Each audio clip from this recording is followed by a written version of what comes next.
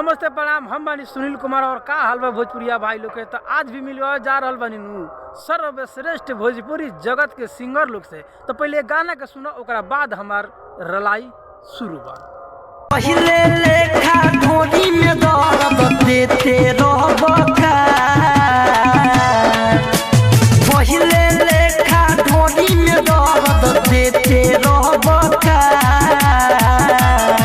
तेरा जपा के गोइल बादारी तू अभी लेते रहबका, तेरा जपा के गोइल बादारी तू अभी लेते रहबका।